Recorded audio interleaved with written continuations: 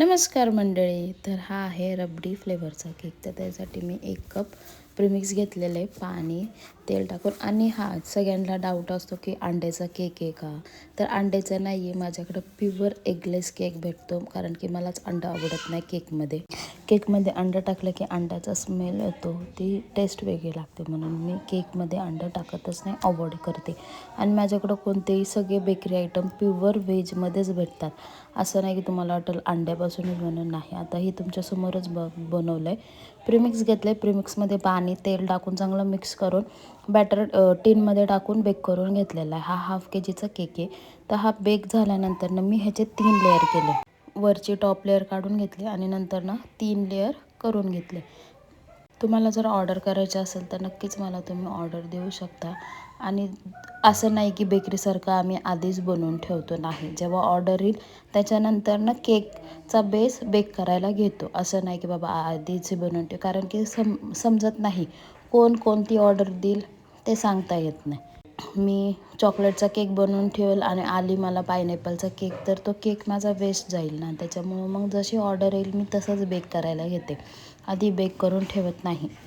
तर first layer ठेवून चांगलं, आणि सोकिंग मी त्या रबडीच्या दुधाने केली. रबडी, अजून कोणतं, रसमलाई केक, हे सगळे मी सोकिंग दूध आणि दुधाने सोकिंग करते.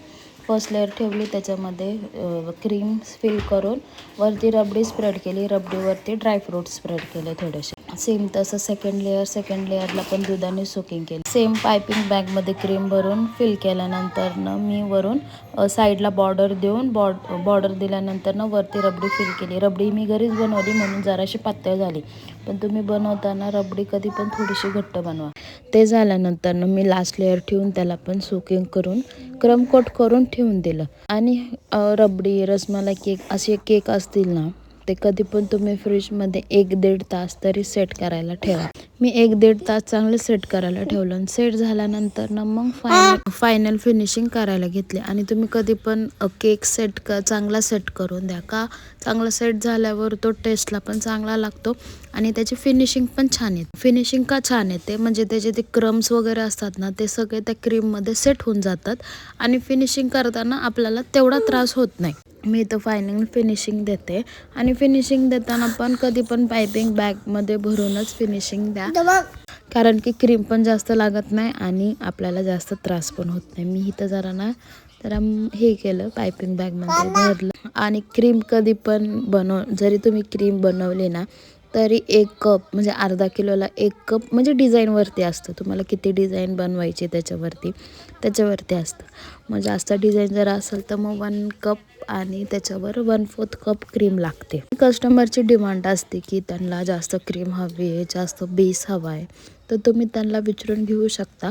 इथं काय झालं होतं, थोडासा बेस इकडं सरकला, मग मी पॅलेट नाईफनी थोडासा तिकडं सरकवला. आणि ब्ल्यू कलरने थोडीशी फिनिशिंग दिली, म्हणजे ब्ल्यू कलर 2-3 ड्रॉप टाकले आणि एकदम पातळ असं क्रीम लावले आणि त्यालाच स्क्रॅपरने फिनिशिंग दिली, म्हणजे सगळीकडे स्प्रेड करून घेतले.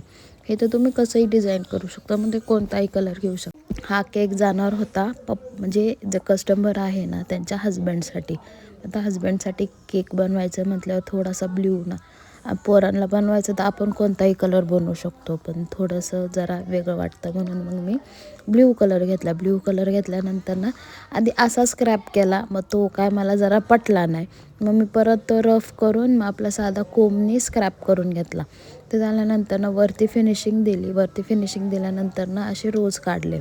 2 नोझलनी मी डिझाईन काढून घेतली. डिझाईन कंप्लीट झाल्यानंतर मी खालून पण बॉर्डर केली. बॅकग्राऊंडला थोडासा आवाज येईल, तो इग्नोर करा.